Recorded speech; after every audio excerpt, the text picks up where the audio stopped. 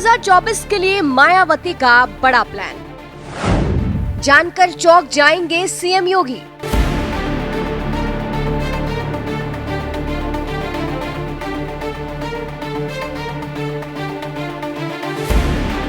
UP में 80 लोकसभा सीटें हैं, जिस पर कभी अखिलेश यादव दावा कर रहे हैं तो कभी बीजेपी।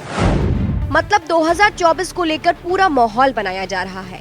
लेकिन इन सब के बीच बसपा प्रमुख मायावती भले ही कोई दावा नहीं कर रही है, मगर प्लान वो ऐसा बना रही है जिससे वो जीत की ओर आगे बढ़ रही है और जिससे बाकी सभी पार्टियां भी चौंक रही है। चलिए आपको भी बताते हैं पूरी खबर के बारे में। दरअसल कुछ समय से बसपा शांत होकर बैठी थी, जिसके कारण कहीं ना कहीं बसपा ने अपनी ताकत खो दी थी। लेकिन अब मायावती अपनी पार्टी की ताकत वापस से पाना चाहती है, वो ताकत जिसके आगे सभी पार्टियां फेल हो जाती थी। और उसी ताकत को वापस पाने के लिए मायावती नए नए प्लान्स के साथ आ रही है। इसीलिए तो मायावती के हर प्लान से बाकी दल डर रहे हैं और चौंक रहे हैं।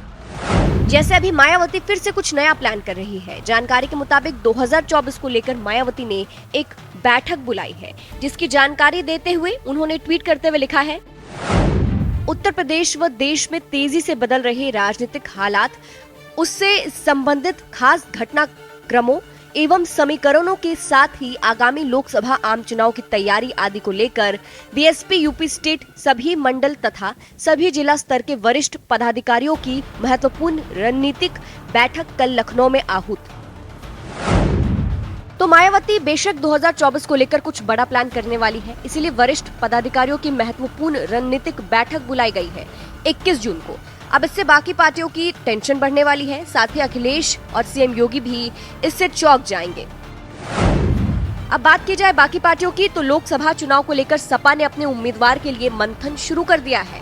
पार्टी की ओर से कुछ नेताओं को इसके लिए तैयार करने के लिए कहा गया है। इतना ही नहीं, सपा प्रमुख अखिलेश यादव ने तो ये भी कह दिया है कि समाजवादी पार्टी आगामी लोकसभा चुनाव में यूपी की 80 में से 80 सीट जीतेगी। वहीं बीजेपी बीते कुछ दिनों से हर लोकसभा सीट पर मंथन कर रही है। हर सांसद के क्षेत्र का फीडबैक लिया जा रहा है और इसी बीच अब मायावती बैठक करके नए प्लान्स बनाने में जुट गई है।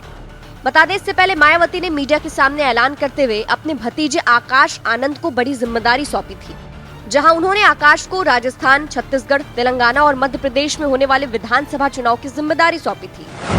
फिलहाल देखना होगा कि बैठक में क्या कुछ प्लानिंग होती है। इस खबर पर आपकी क्या राय है, कमेंट करके जरूर बताइएगा।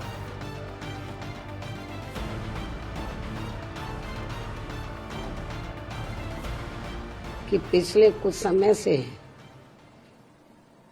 बीजेपी व कांग्रेस में, खासकर बीजेपी व कांग्रेस में अब इस मुद्दे पर काफी प्रमुखता से लड़ाई चल रही है कि इन दोनों में से कौन बड़ा हिंदुत्ववादी है, वह हिंदू भक्त हैं तथा पूजा पाठ करने में भी माहिर है। लेकिन इससे ये जरूर स्पष्ट होता है कि हिंदू धर्म को छोड़कर बाकी सभी धर्मों की ये दोनों पार्टियां उपेक्षा कर रही हैं, जो इनका ये कृत्य संविधान की मंशा के विरुद्ध भी है। जबकि बीएसपी सभी धर्मों का एक बराबर सम्मान करती है, क्योंकि अपने देश में अकेले या हिंदू धर्म को मानने वाले लोग ही नहीं रहते हैं, बल्कि मुस्लिम, सिख, ईसाई, पारसी व बौद्ध आदि इन विभिन्न धर्मों को मानने वाले लोग भी रहते हैं।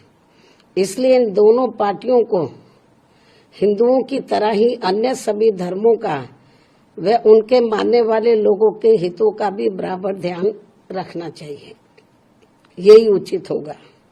इसके साथ साथ हमारी पार्टी का ये भी मानना है कि देश में सभी धर्मों के ऐतिहासिक स्थलों व रिकॉर्ड आदि का भी बराबर सम्मान होना चाहिए, क्योंकि पिछले कुछ समय से धार्मिक द्वेष की भावना से जो अब यहाँ ऐतिहासिक स्थलों व रिकॉर्ड आदि के साथ छेड़छाड़ किया जा रहा है, ये भी ठीक व न्याय संगत नहीं है।